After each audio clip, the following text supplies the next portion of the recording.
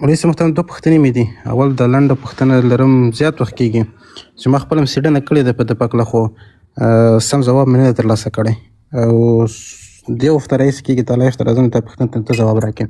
د دې قبر پاکله، د عذاب د قبر پاکله اوله پوښتنه مې. کله چې انسان خپل روح له بدن نه وځي، په دې وخت کې شیطان راځي، او په دې وخت کې د شیطان هم له ده نه پوښتنه کوي یا د ځان یعنې غواړي دا له اسلام نه راوباسي. په دغه وخت کې د انسان له دغه هغه نه تېر نیسي، امتحان نه تېر نیسي، ناکامه سي، آیا دا ایمان مکمل بایللی، دا کافر کیږي او که نه په بله دنیا کې بیرته د مسلمان په صفت راجېږي؟ خبره داسې ده د زړه سره. امام ابن کثیر رحمه الله د دې آیات په تفسیر کې یو عجیبه خبره کړې ده. كمثل الشيطان إذ قال للإنسان يكفر فلما كفر قال إني بريء منك فلما كفر. خبره دلته دا پیتنه ولې ډېره عظیمه پیتنه ده. اواز مې ستر سره کلیف ولا ما غږ بنده صرف غږ مرسته. دا ولې لویه پیتنه ده.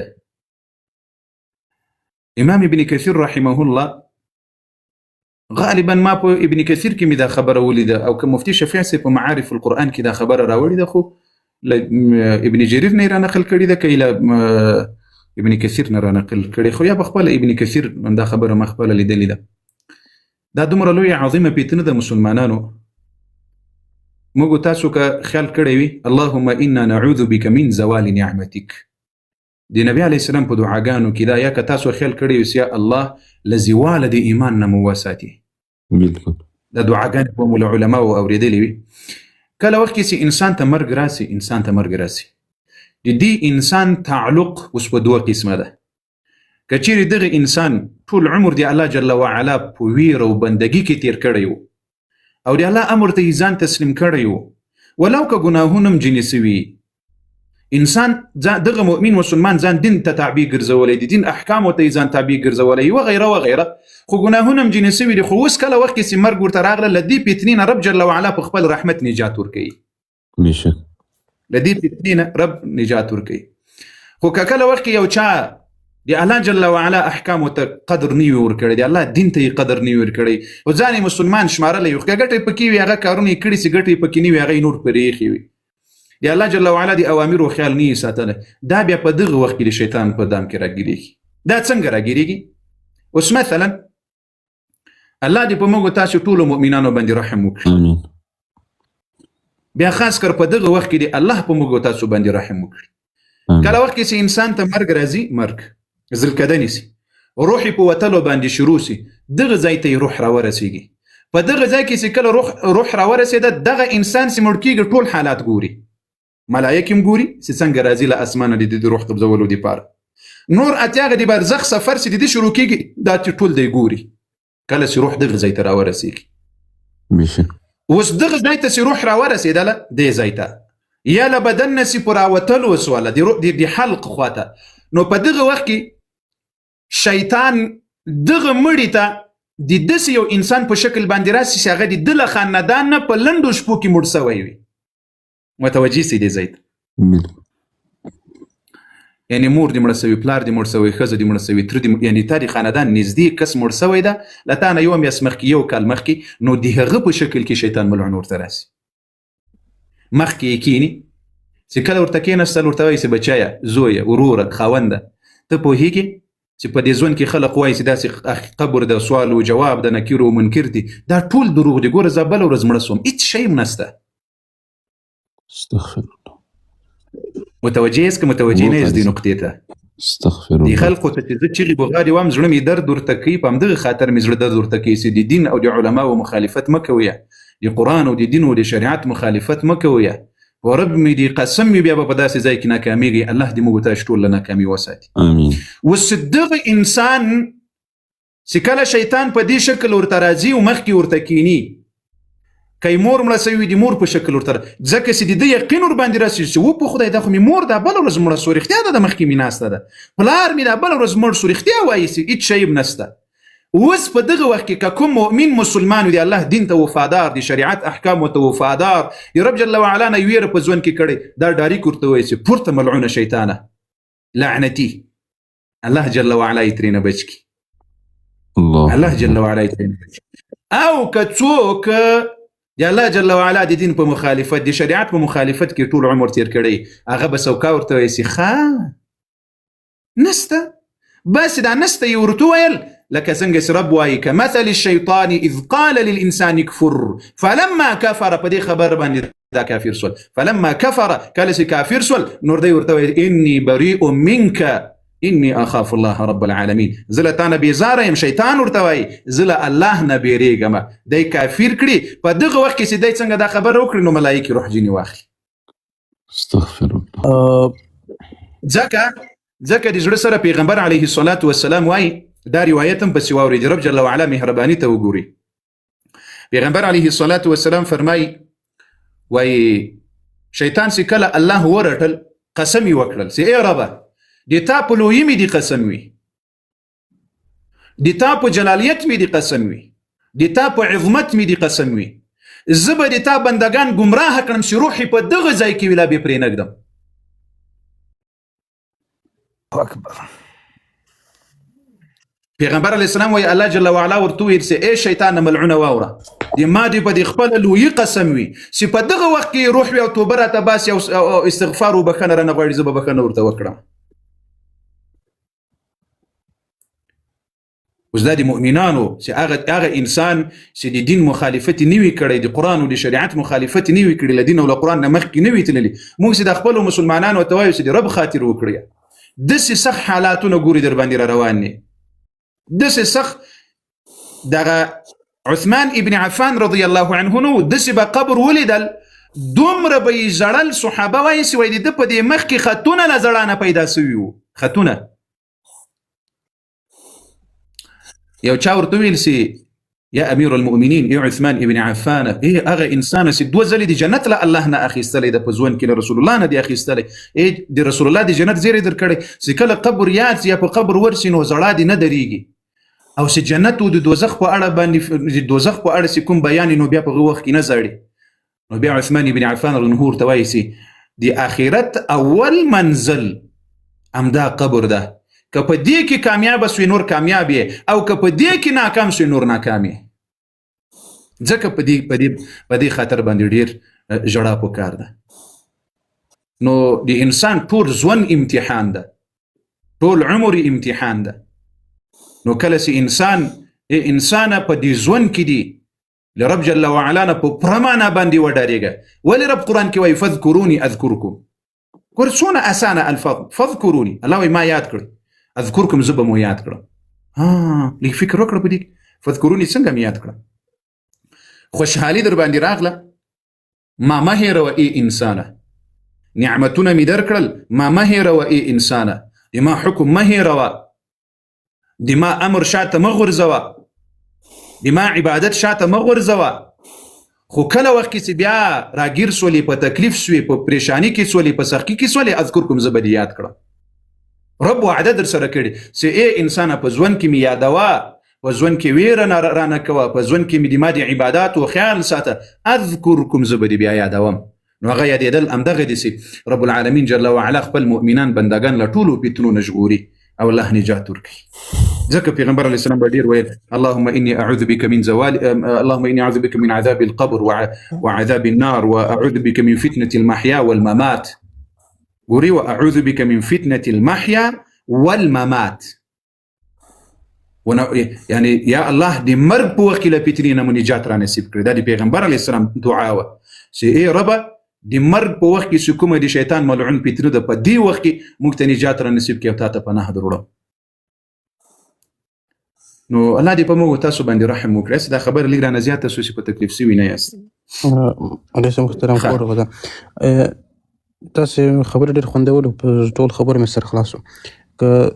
کوم دغه مرحله کې شیطان راغی او بنده له دې امتحان نه تیر نشو یعنی دا دین کامل نه ده او دا کافر له دنیا نه سم ده بالکل کافر او دا قرآن کې خپل وایي فلما کافر کله وکه دې کافر سو نو په دې کې ایمان درنه غلا کوي نه کله چې په رب شکمن کړي په آخرت شکمن کړي په برزخ په ژوند کې شکمن کړي خلاص سو خبر الله دې موږ تاسو ته نجات ورکړي کور ودان مولوي صاحب او دا دومره تاسو خپل په ځان د خبرې به زم په دوه سترګو څلوي ثانیه وخت راکړه مولوي صاحب په دې کې شک نشته ګوره مولایان دې مونږ دي وطن دې مونږ د جامع ستون ده او په دې باندې مونږ درېدلي په دې کې شک نشته خو په ټول څنګ کې خو تاسو غوندې خلک هم شته دي او خلک هم شته چې بد هغه کوي که د تاسو مخکې ویل وای ولې خلک له دین نه لرې کېږي له علما نه لرې کېږي شاید له دین نه لرې نسي دغه علما نه شاید لرې سي وي دوی او دا علت به دا چې هغه تند لهجه چې کاروي او زه ټول نه ښیم مولوي صاحب یا که په دې وخت کې که موږ مولوي باندې که انتقاد وکړو یا ګوتې ورته نیسو یا 10 رقمه ټاپې را باندې لګي یا 10 رقمه ګوتې راته نیسي شاید لوی علت همدغه وي چې خلک له علما نه لرې سوي او دین نه لرې سوي نه نه خبره داسې ده د زړه سره د خبره داسې ده د تاسو خبره تر یو څه ځایه په حق ده اوس خبره دلته دا ده ګوري په علماو انتقاد کول دا د عالم کار ده لکه اوس موږ تاسو ګوري له ډاکټرانو سره داسې ژوند او زندگی کوو ما تر اوسه پورې یو څوک نه دی لیدلی چې په ډاکټر انتقاد کړی وي عمر جان تاسو لیدلی ده افغان صاحب تاسو ته خپله وایم په ډاکټر باندې انتقاد نه کیږي په انجینر باندې انتقاد نه کیږي په بل چا باندې انتقاد نه کیږي موږ د مسلمانانو ته وایو عالم معصوم نه ده عالم ته د انبیاو په سترګه مه ګوري عالم ته د ملایکې په سترګه مه ګوري د عالم قدر باید په دې خاطر وکړل شي چې کوم علم یې کړی ده چې پیغمبر علیه السلام وایي العلماء ورثة الانبیاء کدا چې د دې خبره د شریعت خلاف وي معصوم نه ده ما مخکې درته ویل چې مو خلک د علماء او د انبیاو په سترګه ګوري چې د انبیا نه دي د ماته په شکل انسانان دي عادي انسانان دي الله فضیلت په علم سره ورکړي د لدوینه غلطین کیږي اشتباه کیږي تیروتنم کیږي خدا انتقاد نه ده اوس ګوریا د موږ تاسو د زمانه دی زمانه تر راغلی ده که تاسو خیال کړی موږ تاسو یعنی په دې ډاکټر باندې سکله یو ډاکټر انتقاد وکړي بیا خون کوي بالکل هیڅ څوک ما داسې تر اوسه پورې نه دي لیدلي چې یو عادي کس وي او هغه راولاړ سي او وایي دا پلانې ډاکټر په هیڅ هم نه پوهېږي ودې ظالم زونو ته له کومه طب نه فارغ سي ته اوس وایي دا پلانې ډاکټر په څه شي باندې نه پوهېږي یا مثلا داسې انجینر راواخله بل اسم یو مثال درکړل نو اوس په عالم باندې انتقاد کول که یو عالم وکړي پروا نه کوي هغه د عقدې په لحاظ نه کوي هغه د شخصي زنده‌باد او مرده‌باد په لحاظ نه کوي د عامه مسلمانانو ته وایي چې لکه څنګه چې تاسې د نورو علماو قدر کوي چې هغه د عصري علوم او علما دي لکه ډاکټر سول انجینر سول ساينسدان سول نور وغیره وغیره په همدغه شکل باندې د علماو غوښې له زهرو نه ډکې دي د عالم مطلب دا نه ده چې دی په ټول عمر غلطي نه کوي تیزه خبره غلطه خبره د شریعت خلاف خبره بجنی کیږي د شریعت خلاف خبره بجنی کیږي ځکه دی نه ملایکه ده نه نبی ده نه معصوم ده نو بالکل دا امکان لري چې غلطي جنی وسی نو غلطي به بیا هغه څوک ورته په ګوته کوي چې هغه د په غلطي باندې پوهیږي عقدوي برخورد ورسره ونه کړي یا د کوپارو په دام کې راګیر نسی د زړه سرونو ګوریا که تاسو خیال کړی وي د دې علماو او د عامه مسلمانانو په مینس کې دومره لوی کار روان ده د ما دی په خدای قسم یې چې ټوله دنیا وی خواته کړی د ټوله دنیا جنگونه وی خواته کړي همدغه یو جنگي بل خواته کړي یو جنگ ور باندې زورور ده همدغه جنگ ده چې څنګه موږ عام مسلمانان په خپل علما او به اعتماد کړو بشک څنګه موږ عام مسلمانان په خپل علما او به اعتماد کړو ګوریا زه تاسو یو بل مثال درکړم ته باغ لري لوی باغ دی ده د دې باغ د پاره دی یو ساتون کې نیولای ده دا ساتون کې خپلم لاتان غلا کوي انګور خوري خو دې تا د باغ ساتنه درته کوي کنه د باغ ساتنه دې درته کوي او بالکل اوس کله وخت کې چې تا ته یو څوک ضرر رسوي د باغ ته د ضرر رسوي هغه به اوله سره د تا د باغوان لمنځه وړي تر څو دی په اساني سره د تا ته تاوان ورسوي د تا باغ در نغلا کړي تا ته ضرر ورسوي تا ته تکلیف ورسوي تر څو چې د باغوان وي د تا باغ ته د ضرر نشي رسولای ګوري دغه د خلقو د سیکولرانو د ملحدینو کار هم دا روان ده تر څو پورې دغه د دین ساتونکي د دین ساتونکي سي علما دي د تا د عقیدې د تا د دین د شریعت وغیره وغیره د ارس مخکې دی ولاړ دي نو اوله سر سي تا په دې باندې بدګمانه به اعتماد کړي نور بیا د تا عقیده په ډیری اساني سره درته خرابولای سي په ډیری اساني سره د په دین او د دین په ارزښتونو باندې شکمن کولای سي نو خبره دلته دا ګوري اول زیم د دین په ما پیژنې اول د ځان درته خیم اسلام په ما پیژنې ما په اسلام و پیژنې لمانه به اشتباه کیږي لمانه به غلطي کیږي لمانه به تیروتنه کیږي خو د ما دین داسې پاک دین ده چې هغه کې غلطي ځای نه لري په هغه کې اشتباه ځای نه لري خدای خبر باندې پوهیږي کنه پوهیږي بېشکه. نو د هغه خلکو لپاره خلو غوږونه او سترګې ځانونه مه جوړوئ چې د هغو هدف همدا ده چې تا را مخکې کړي او په خپل عالم باندې دې بدګمانه کړي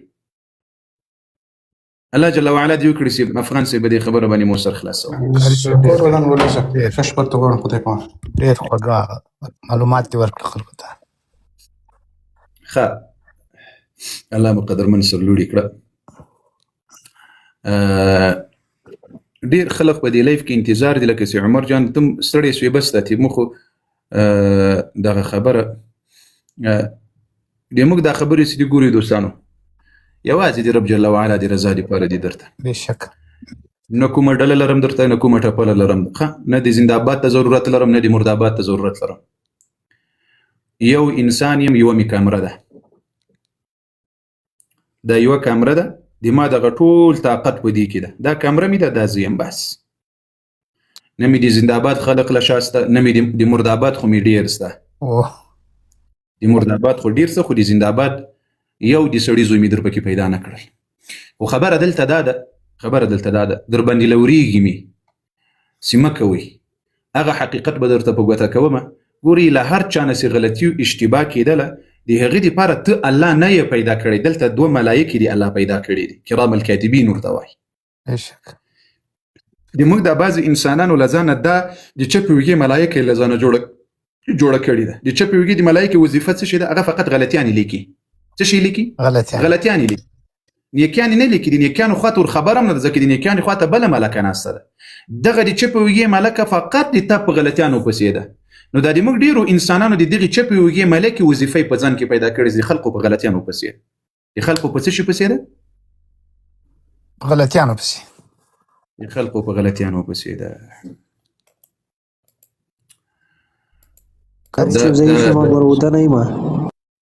د تا په اجازه کاري صاحب د یو کاري امین په نوم د یو نارې وایي ډېر راوچتې که پوښتنه لري کاري ده نو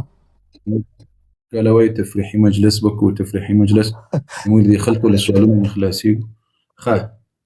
او بیا دا بعضې خلک داسې محبت لري ګوري دوستانو دلته چې کله راځي دا مولانا احمدي صاحب یا بعضې د موږ نور ملګري وي چې هغه علما وي نو له هغوی نه هم پوښتنې کوئ تاسو کله خیال کړی د بعض ملګري وایي زه یو کال درته انتظار وم چې دا پوښتنه له تا نه وکړم یوه میاشت درته انتظار وم دا پوښتنه له تا نه وکړم او دا خیال ساتي د خپلو ملګرو دلته چې څوک راځي نو د دې خیال ساتي ښه له هغوی نه هم پوښتنه کوي او بیا د موږ د لایف دلته له موږ سره ډېر خلق له موږ سره ګزاره نه کوي په دې لایف کې ځکه هغه خپله خوله یې ورته تخیږي چې یو څه ووایي خو هغه د موږ ملګري دې سره مخته سوي دي هغه بل چاته موقع نه ورکوي هغه خلک دلته له موږ سره په تنګ سي نو زه دا اوس خپله یم د بل چا لایف ته نه ځم نه د بل چا لایف ته نه ځم یو خو خوند نه راکوي بل په هغو لایفونو کې لکه کوم څه چې د ما په زړه کې د هغه څه پکې وینم نه هغه څه پکې وینم نه بېشکه نو په دې خاطر باندې را به غلطه سوی د میډیا کې دا بعضې خلک په دې میډیا کې سته بعضې ملایان دي نو راځه د موږ لایف ته راځه نو زه به څه شی وکړم تاسې ورور دې خلاص کړی د لایف دې خلاص کړی خو د خلکو خدمت بیا وکړه نو الله جل وعلا دې رحم وکړي د موږ دا خپرونه ګوري په سر کې خرابوي دا اوس موږ دا والله ډېر ورته خفه یم دا د سیرت وعده مې له دې خلکو سره کړې ده ډېر ورته خفه یم ډېر ورته خفه یم دا د دین دښمنان مو نه پرېږدي د قرآن دښمنان مو نه پرېږدي دا راپورته کړي دا کاري به راپورته کړم دا راپورته کړي یو څو کسان نور هم راپورته کړي یو څو ډوزې خو وویلې یو څو دقیقې وخت ورکړي